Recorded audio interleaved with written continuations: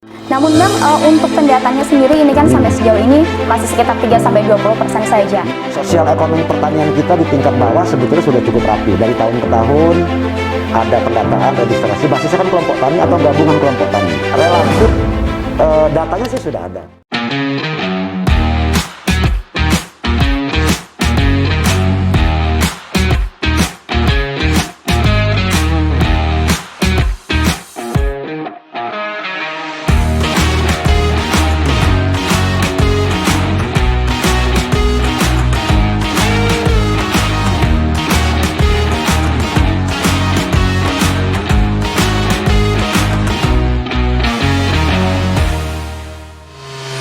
Assalamualaikum warahmatullahi wabarakatuh. Waalaikumsalam warahmatullahi wabarakatuh. Pemirsa Pilar TV dimanapun Anda berada, terima kasih dan selamat datang kembali di Bicara Fakta, menyajikan data, mengeja logika.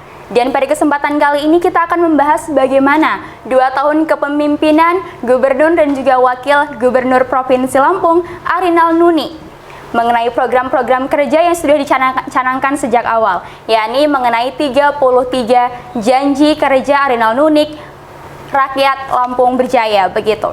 Dan pada kesempatan kali ini kami sudah menghadirkan di studio ada Bang Ganjar Jationo SE MAP. Halo Bang, apa kabar Bang? Alhamdulillah sehat. Assalamualaikum. Waalaikumsalam. Ini dari kantor atau dari mana Bang kalau boleh tahu? Alhamdulillah tadi dari kantor, biasalah Jumat habis sholat kita diundang, alhamdulillah dapat izin pimpinan, kami memenuhi undangan Pilar. Ya, sebelumnya terima kasih ya Bang ya sudah bersedia untuk hadir ke studio kami begitu. Dan pada kesempatan kali ini Bang, sepertinya sudah dibahas di awal tadi, kita sama-sama ingin membicarakan sih Bang, bagaimana sih Bang terkait kinerja dari Gubernur dan juga Wakil Gubernur Provinsi Lampung ini sendiri Bang. Ya, pemirsa Pilar yang kami hormati, mohon izin kami dari Dinas Kominfo Pemerintah Provinsi Lampung mencoba ikut menjelaskan, menyampaikan informasi hal-hal yang menjadi kebijakan, prioritas dan program serta kinerja dari Pemerintah Provinsi Lampung di bawah kepemimpinan Bapak Arinal Junaidi dan Ibu Wakil Gubernur Husnunia Halim. Seperti kita ketahui bersama bahwa visi mungkin sudah relatif pada paham, kita Lampung Berjaya, satu kondisi masyarakat yang ingin diwujudkan, baik dari rasa sisi amannya, dari sisi sumber dayanya, dari sisi merangkai potensi sumber daya pemerintahan dan kondisi alam. Yang paling penting dari kalimat Lampung Berjaya adalah porosnya ada di rakyat. Artinya pada manusianya, pada warga Lampungnya, itu yang menjadi pusat perhatian dari segenap energi yang dipimpin oleh Bapak Gubernur Arinal untuk mewujudkan apa yang disebut Lampung Berjaya. Ada komponen maju, berdaya saing, rasa aman, kemudian juga berkontribusi lah terhadap pembangunan nasional. Mungkin itu Mbak, secara umum. Ada beberapa poin pentingnya begitu ya Bang ya. Iya. Nah, kalau dari 33 janji kerja dari Arinal Nunik sendiri, kira-kira apa Bang yang sudah dilakukan sampai sejauh ini? Sejauh ini menurut data yang kami catat, mulai dari proses perancangan, kick off, dan ada beberapa yang sudah dimulai. Menurut catatan yang ada di kami, ada sekitar 24 janji kerja, kurang lebih yang sudah memulai, ada yang sudah cukup dalam, dan seterusnya. Ada 9 lagi yang mungkin sekarang dalam proses pematangan, implementasi. Sebelum bicara ke sana, mungkin saya ingin menyampaikan atmosfer pembangunan Indonesia lah secara umum. Kita sama-sama tahu, Bapak Arinal tanggal 12 Juni dilantik, sekira bulan Maret 2020, kita menghadapi satu kondisi munculnya pandemi. Artinya pada periode tahun pertama tentu masih dalam konteks konsolidasi pemikiran, konsolidasi sumber daya manusia khususnya ASN, itu membutuhkan waktu. Dan waktu itu tren kebijakannya adalah bagaimana mensinergikan, memprakondisi sinergi kabupaten kota. Itu yang paling saya lihat, yang paling pertama dilakukan oleh Pak Gubernur dengan mengajak segenap kabupaten kota, pimpinan-pimpinan kepala daerah kabupaten kota, bupati dan wali kota untuk melihat Lampung sebagai bagian integral dari pembangunan di Provinsi Lampung. Itu yang di tahun pertama. Dan penataan SDM, aparatur. Begitu masuk tahun 2020, kita masuk ke arah penanganan pandemi. Sesuatu yang tidak bisa kita hindari dan ini merupakan gejala global. Apa yang paling pokok dari pandemi adalah sektor-sektor ekonomi yang digerakkan oleh investasi, digerakkan oleh konsumsi, dan juga perdagangan luar negeri yang dicerminkan dengan ekspor dan impor, itu relatif terdampak dengan sangat serius. Terpengaruh ya Bang ya? Terdampak dengan sangat serius. Aktivitas ekonomi bisa dibilang melambat dengan waktu yang agak drastis, sehingga daya beli kurang, kemudian sumber penerimaan pemerintah juga berkurang, sehingga kalau bahasa yang agak teknis tuh ruang fiskalnya agak terbatas, karena prioritas penanganan adalah kepada pandemi, baik dari segi pencegahan, penanganan kuratifnya, maupun perlindungan sosialnya. Nah, ini harus kita lihat sebagai sebuah gejala nasional. Gejala nasional. Artinya semua sumber daya pemerintah pusat, provinsi, kabupaten, bahkan desa itu diarahkan untuk fokus ke arah yang seperti itu. Kita berharap di tahun 2021 akan ada ruang fiskal yang agak bisa leluasa lah kita mengakselerasi beberapa target-target pembangunan. Namun sekali lagi kita dapat mandat dari nasional. Mandat apa itu Bang? Mandat untuk penanganan COVID di tahun 2021 ini. Kita mengenal kemarin gejala di India, gejala penanganan COVID di India yang sudah cukup landai, tiba-tiba ada acara proses ritual keagamaan, gitu kan. Nah, itu ternyata menimbulkan dampak yang luas. Berkaca dari itu, pemerintah pusat mengambil langkah untuk mengendalikan proses mudik. Yang ini juga sesuatu hal yang sangat mentradisi di Indonesia. Nah, karakter pandemi ini kan dia bukan yang tidak kelihatan dan dia bisa dibawa oleh kita semua. Kita semua bisa menjadi spreader. Perpindahan objek apapun, kertas, buku, pulpen, apalagi manusianya, wajib dicurigai akan terjadi perpindahan penyakitnya itu gitu. Nah, itu yang membuat akhirnya aktivitas semua melambat. Semua akhirnya berdampak ke ekonomi. Termasuk sektor real yang agak terpukul sekali. Satu-satunya harapan adalah dari pengeluaran pemerintah, government expenditure. Nah, government expenditure ini potretnya tadi penerimaan negaranya melambat karena tidak ada aktivitas ekonomi. Ya bisa kita contohkan yang agak konkret, sekolah tutup. Kalau sekolah tutup, penjual pecel, penjual mainan anak-anak jadi tutup. Sektor-sektor yang langsung ada di masyarakat kita juga terdampak. Kemudian bagaimana menangani itu? Itulah pemerintah pusat sampai desa melakukan program perlindungan sosial. Hanya memang proporsinya kalau dilihat provinsi memang dengan tidak terlalu besar, makanya pusat yang besar. Oleh karenanya fungsi pemerintah provinsi sebagai wakil pemerintah pusat di daerah juga memastikan kebijakan-kebijakan pemerintah untuk penanganan COVID wajib berjalan dan bisa terimplementasi. Alhamdulillah. Gitu ya, Bang, ya. Beberapa penugasan dari pemerintah pusat itu kita diapresiasi oleh Pak Doni Munardonya, Pak Gubernur kita Arinal mendapat apresiasi. Di daerah-daerah lain mengkoordinir kabupaten kota untuk sekedar rapat, konon kabarnya begitu agak sulit. Pak Doni agak terkagum-kagum ketika rapat yang melibatkan penanganan COVID di masa-masa awal, itu proses yang menentukan bicara kesatuan gerak institusi pemerintahan. Itu alhamdulillah Pak Doni memandang Pak Arinal sangat mampu bersinergi lah dengan kabupaten kota. Itu pertama kali Pak Doni Munardo menyampaikan apresiasinya. Yang kedua, kemarin ketika kita dapat mandat, orang sudah mudik, akan ada arus balik, kira-kira gitu. Akan balik lagi. Nah, ini Jawa sudah melandai. Tren angkanya sudah melandai di awal-awal Februari dan mau menjelang Lebaran dan setelah Lebaran kemarin. Jawa ini kan komponen barometer buat penanganan COVID di Indonesia. Sudah ada yang mudik. Yang mudik ini tentu akan balik. Iya, tentunya Bang. Gitu kan? Nah, motifnya berbeda. Motif mudik ini ada motif sosial keagamaan. Tapi motif ketika harus mudik adalah motif ekonomi, cari kerja dan seterusnya. Ini juga yang mudik 30, yang arus balik mungkin bisa 50. Ya, karena biasanya ini cari peluang, cari kerja, cari peluang kerja baru gitu. begitu. Urbanisasi, kira-kira gitu ya. Arus urbanisasinya tinggi. Nah, itu kita dapat mandat agar melakukan penyekatan. Ada yang random check, dicek secara acak, ada yang mandatory check, dicek semua. Sehingga Dalam periode arus balik, kita mencatat kurang lebih 1000-an lebih orang yang terkonfirmasi positif COVID. Bayangkan kalau itu masuk Jawa. Bayangkan kalau itu masuk Jawa. Pak Doni Munardo memberikan ungkapan, ini harimau semua Pak Gubernur. Waktu itu saya sedang mendampingi beliau kunjungan di Bakauheni. Kalau sampai lolos ke Jawa, ini orang Jawa dimakan sama harimau-harimau ini. Kira-kira begitu. Betapa pentingnya posisi Lampung. Dengan segala keterbatasan, alhamdulillah kabupaten kota mulai dari Mesuji, pintu masuk yang di Sukau, di Waikanan, di Bengkulu itu di pesisir barat, juga daerah-daerah lain termasuk di Kaliandanya sendiri, itu kompak. Sehingga kita boleh dibilang lah punya kontribusi dalam menyelamatkan Jawa. Agar arus balik tidak juga menjadi faktor determinan dalam peningkatan kasus di Jawa yang sudah landai. Kalau dalam pandangan saya, kenapa strategi ini ditempuh? Boleh jadi pemerintah ingin di kado ulang tahun kemerdekaan kita itu mudah-mudahan landai, gitu.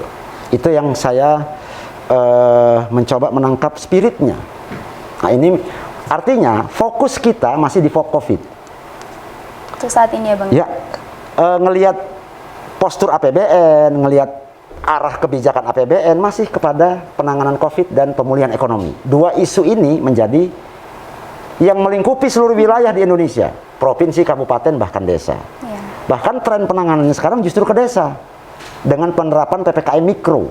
Nah itu yang sekarang sebetulnya mewarnai hampir semua daerah di Indonesia, termasuk Lampung.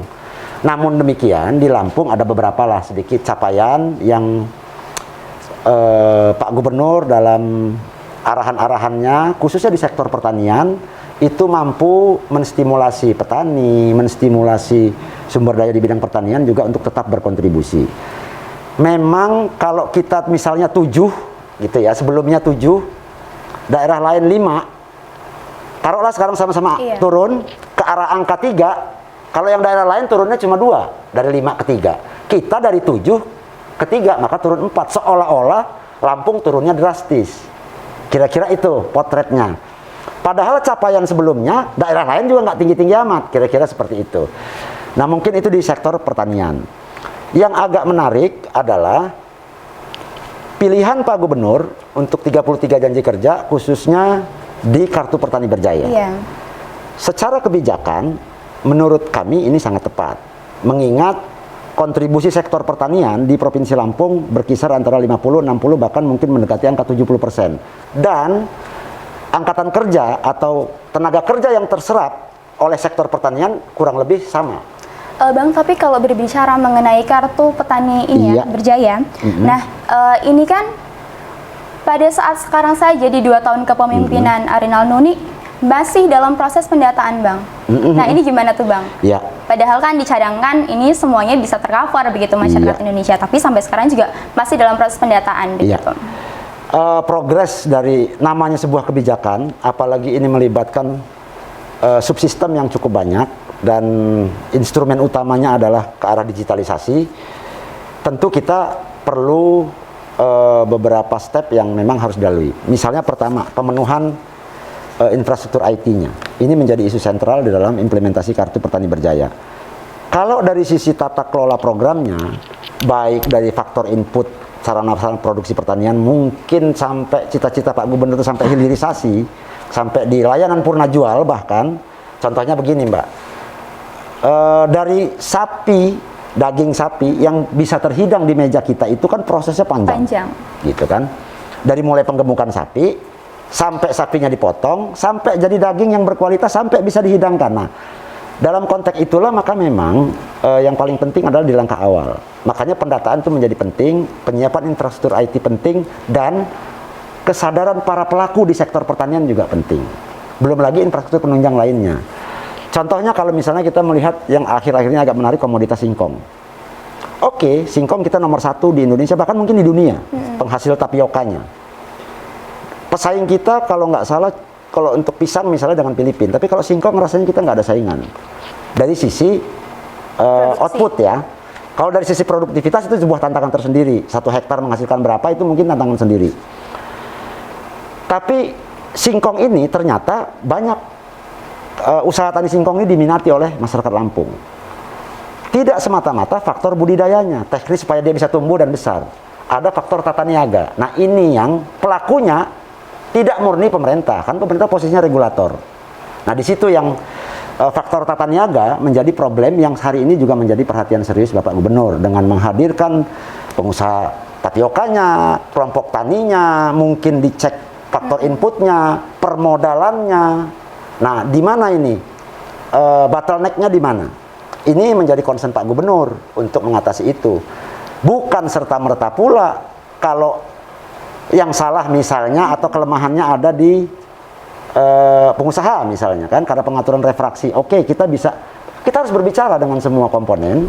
Pemerintah akan berbicara dengan semua komponen sehingga terjadi equilibrium yang sedapat mungkin everybody happy. Iya. Orang semua senang, petani mungkin harganya bagus, pengusaha juga dapat margin yang bagus sampai ke industri pengolahannya. Nah, industri pengolahan ini juga menjadi concern Pak Gubernur sehingga kita tidak hanya mengekspor tapiokanya. Kalau bisa Pak Gubernur sangat berharap ada penumbuhan industri-industri kecil bagaimana tapioka itu bisa juga punya nilai tambah di tingkat petani.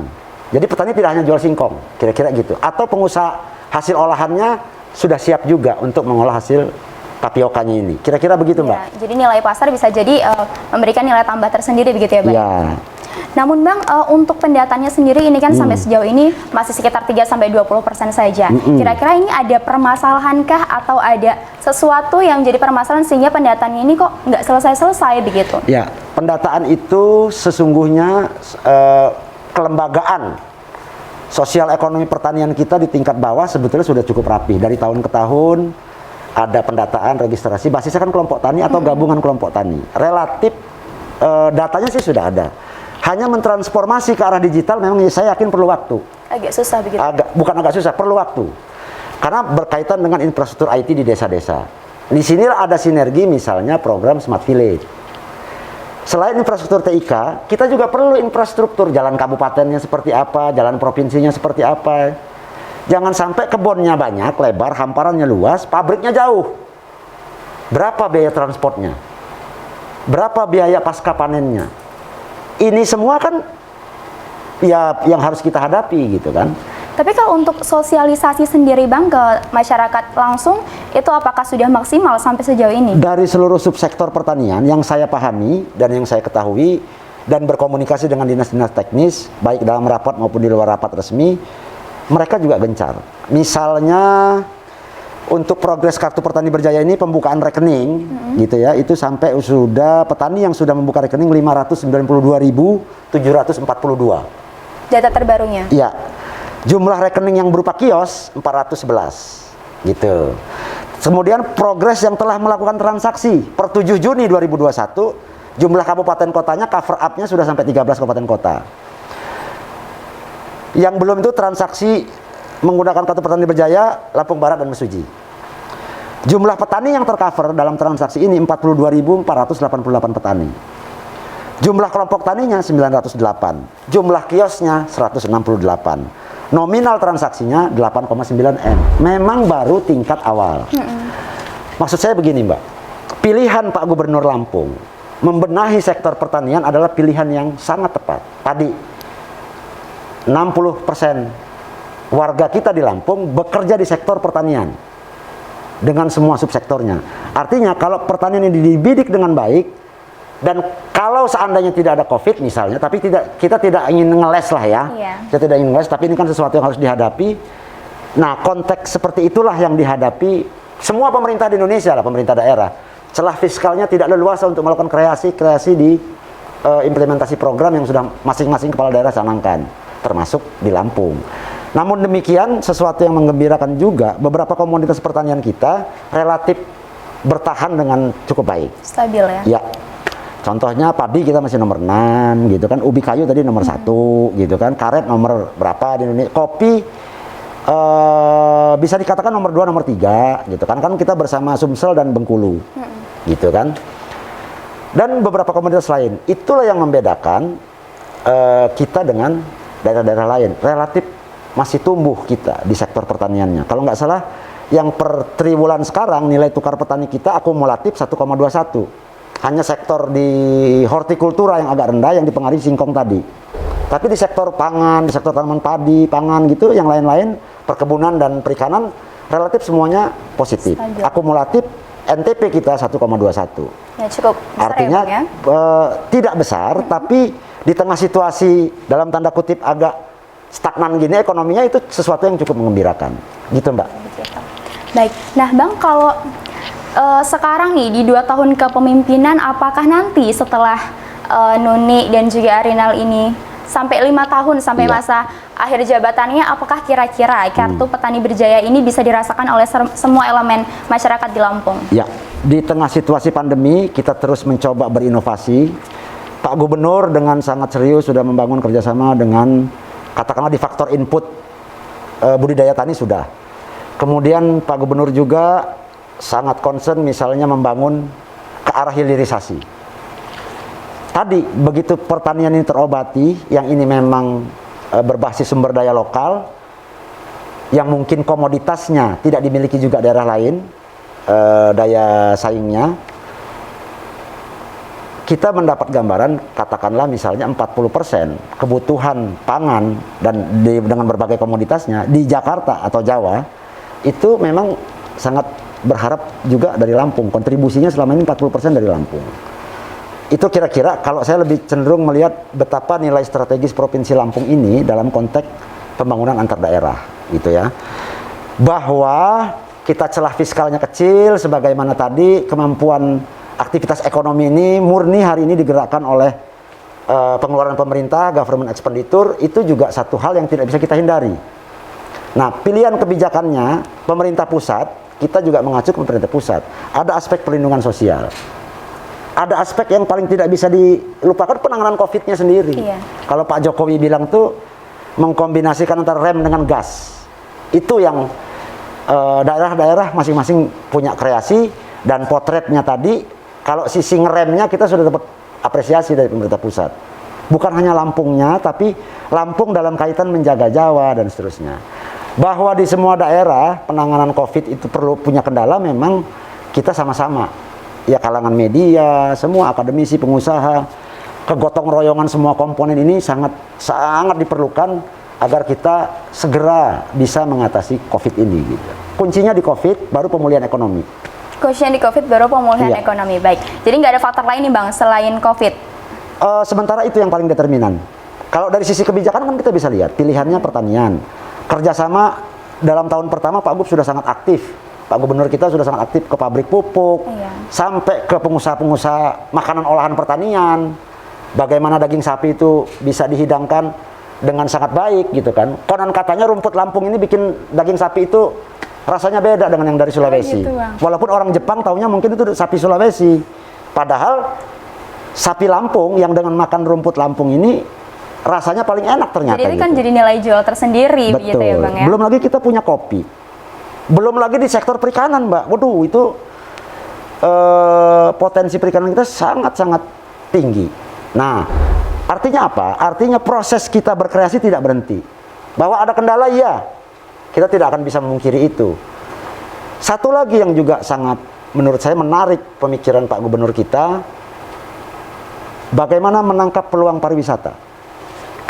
Ya, karena kan ini juga jadi salah satu janjinya juga ya Bang. Betul. Nah, pilihan kebijakan yang diambil dan langkah taktis yang diambil Pak Gubernur, beliau berkali-kali menyampaikan kepada kami, Lampung ini sebetulnya punya sumber daya alam yang relatif masih asri, masih alami. Udah itu dilalui oleh perlintasan orang yang mungkin data yang pernah kita dengar sekitar 20 juta kan, yang orang melintasi Jawa lewat Selat Sunda. Itulah mengapa Pak Gubernur punya rencana mengembangkan kawasan wisata terintegrasi atau terpadu di Bakauheni.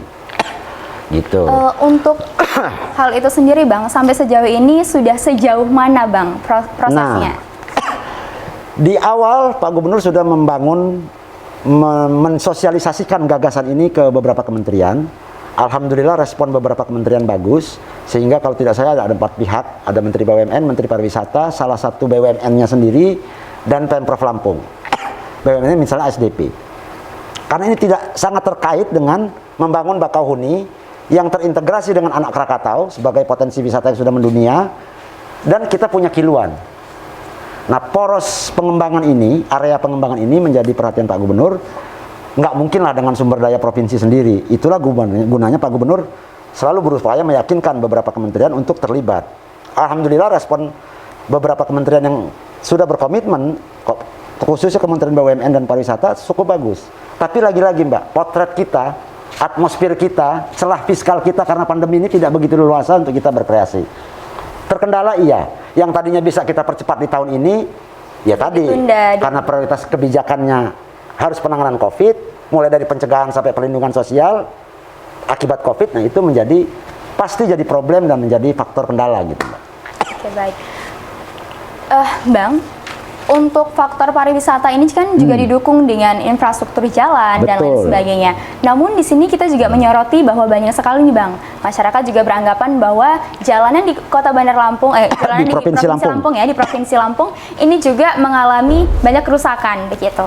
Sementara dana juga sebenarnya ada, bahkan untuk anggarannya sendiri cenderung turun begitu. Ya, Bang. Ini gimana Bang? Kalau cerita sumber daya anggaran kita clear tadi ya. Penggerak ekonomi ini semua pengeluaran pemerintah. Sementara penerimaan pemerintah juga turun karena aktivitas ekonomi juga melandai kan gitu.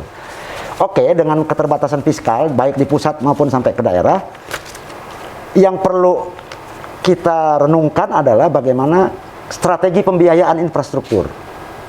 Itu mungkin harus agak di luar kebiasaan gitu ya. Saya belum bisa mengungkapkan itu karena memang masih dalam tahap embrio lah gitu ya. Masih tahap yang belum bisa kita ada skema yang begitu jelas tentang pembiayaan infrastruktur. Tapi saya punya keyakinan dari beberapa penjelasan Bapak Gubernur, pikiran ke arah sana sedang disiapkan tentang strategi pembiayaan infrastruktur. Tadi yang seperti Mbak bilang, kalau hanya mengandalkan kemampuan fiskal daerah, tentu kita punya keterbatasan di tengah pandemi lagi kan, dan dampak ekonominya. Makanya kita akan mencoba menggali sumber-sumber pembiayaan yang memang tersedia di pemerintah pusat, baik apakah mungkin lewat instrumen pinjaman, apakah lewat pola-pola yang lain. Ini yang sedang dipikirkan Pak Gubernur dan timnya, agar prioritas-prioritas jalan yang punya multiplier effect kepada tadi daya saing sektor pertanian, lagi-lagi sektor pertanian yang jadi ini, karena 60% kita di pertanian. Jalan-jalan produksi, jalan-jalan penghubung kabupaten, jalan poros kabupaten dan antar kabupaten, termasuk jalan provinsi dan jalan nasional, jaringan jalannya ini harus mampu memberikan daya ungkit kepada potensi ekonomi lokal. Kira-kira seperti itu Mbak. Butuh berapa? Di jalan mana, di ruas mana yang harus dibangun? Karena kan kita harus dengan prioritas, dengan keterbatasan dana. Sambil Pak Gubernur menyiapkan strategi pembiayaan yang tadi instrumennya bisa bermacam-macam. Ini sedang jadi kajian yang cukup mendalam di Pak Gubernur, sehingga begitu membangun jalan, oke, dalam kondisi mantap tuh bertahannya agak lama gitu loh. Iya. Tidak perlu perbaikan dalam waktu dekat. Misalnya seperti itu. Tapi yang perlu disadari Mbak, hampir semua kita proyek strategis nasional juga mengalami revisi targeting gitu ya. Ya artinya saya bukan inilah ya. Artinya dampak pandemi ini cukup dalam ternyata. Gitu loh. Ya, karena kalau dilihat dari tahun ke tahun ini anggaran yang dikeluarkan untuk infrastruktur juga semakin berkurang gitu Bang, bahkan sampai sekarang juga terus berkurang. Sehingga kalau dikatakan mungkin bisa jadi ya Bang ya, rencana untuk infrastruktur ini kemudian berjaya di Lampung ini agak sulit atau gimana nih Bang menurut Abang? Jadi begini, dari sisi target Bappenas juga cukup realistis mengeluarkan satu kebijakan untuk mereview target. Pasti dong terkoreksi dengan fenomena COVID ini kan. Tadinya misalnya mau bangun waduk 10 pada saat 2019 misalnya, mau bangun waduk 10 nasional nih misalnya. Dengan kondisi begini, mana yang paling realistis? Waduk mana yang prioritas? Yang hamparan padinya luas, yang daya serap petaninya paling banyak. Misalnya yang ini 300 petaninya, 300 hektar, petaninya 60. Di sana 800 hektar yang bisa diairi, petaninya 1000 misalnya. Tentu yang di sini yang dibangun. Nah, pilihan-pilihan itu juga tidak mudah, Mbak. Gitu. Belum nanti strategi pembiayaan seperti apa. Itulah kira-kira analoginya kalau kita bawa ke konteks Lampung, gitu. Jadi ada hal-hal yang memang harus dipertimbangkan. Ada kendala budget, ada pilihan prioritas yang harus dipikirkan dengan matang, tapi tetap punya daya ungkit buat kemajuan masyarakat. Itu yang garis pokoknya itu gitu. Substansi penting esensinya itu. Kalau sensasinya iya, jalan sebentar rusak sebentar, itu sensasinya gitu kan. Tapi esensinya yang dipikirkan Pak Gubernur adalah tadi. Gitu. Bagaimana mengkoneksikan jalan nasional yang sudah ada tol atau jalan nasional arteri, jalan yang non tolnya. Terus bagaimana jaringan jalan provinsi, di titik mana yang kira-kira daya ungkitnya bagus. Kabupaten juga begitu, artinya tidak bisa sendirian juga, Mbak. Kita juga tahu kapasitas fiskal kamu. Oke, jalan provinsi kita bagusin, tapi jaringan jalan pendukung kabupaten ke jalan provinsi juga belum bisa tercover oleh kabupaten kota misalnya. Yang sama gejalanya kayak kita dan daerah lain, terkendala budget, macam-macam tadi. Karena prioritas hari ini memang penanganan COVID seraya melihat peluang-peluang di mana kebangkitan ekonomi itu ada. Itu tadi sekali lagi kalau bahasa Pak Jokowi mengkombinasikan rem dengan gas ini. Mbak mungkin lihat kan di Jawa ditutup sebulan setengah, udah agak bagus dibuka lagi, naik lagi COVID-nya, tutup lagi. Kira-kira seperti itu, Mbak. Nah, menurut saya potret besar kita di tengah beberapa kendala itu, kita bukan bergembira ya, tapi boleh optimis. Pertama komitmen Pak Gubernur, Ibu Wakil Gubernur, dan kita semua pemerintah lah, semua pemerintah daerah pasti ingin rakyatnya ingin maju sejahtera. Bahwa ada kendala iya, nggak mungkin juga kita habis waktu meratapi kendala kan gitu, Mbak. Iya, benar. Terus ngelamun aja nggak ngerjain apa-apa kan gitu. Tapi terus Pak Gubernur mencari peluang, mencari di mana ini. Seandainya ini COVID beres, sudah terprakondisi juga gitu misalnya tadi, minimal yang di sektor pertanian. Kita masih punya 3 tahun, kita semua berdoa, kita semua punya peluang yang sama, berkontribusi yang sama agar COVID ini bisa selesai. Demikian sebaliknya, kita juga perilaku kita punya kontribusi yang sama untuk COVID ini tetap ada, gitu misalnya. Nah inilah yang apa ya, secara ekonomi jadi bingung, Mbak, dengan pandemi ini. Tadilah saya contohin sekolahan tadi, nggak ada yang jualan di sekolahan, sekolahnya aja nggak buka.